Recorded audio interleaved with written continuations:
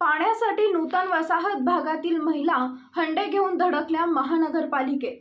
शहरातील नूतन वसाहत भागात 15-15 दिवस नळांना पाणी येत नसल्याने व अशातच रमजानच्या पवित्र महिन्यात हंडाभर पाण्यासाठी महिलांना वनवन भटकंती करावी लागत असल्याने संतप्त महिला हंडे घेऊन आज महानगरपालिकेत धडकल्या।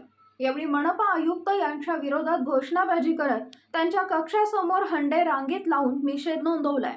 गली में पानी नहीं छोड़ते, परेशान है लोग पानी के लिए सब अब रोजा रखे कहाँ जाना हमने और कहाँ से लाना पानी, क्या पीना, किसके घरों को जाना और लेकर आना, शाम में रोजा कोई तो क्या पीना।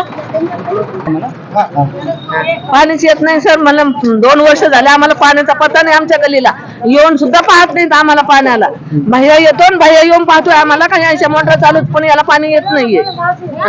मोटर लांब पाणी नाही म्हणल्यावरती का हे का बरं। आणि आमच्या गल्ली मध्ये कोणी येत नाही, पाहत नाही। आम्ही टँकर बिन घेतलं, आमच्या गल्ली लोक येत नाही, टँकर येत नाही आमच्या गल्लीमध्ये, कचऱ्याची गाडी सुद्धा येत नाही आमच्या गल्लीत, काहीच नाही लगे सुद्धा कोणतीच नाही आमच्या गल्लीमध्ये।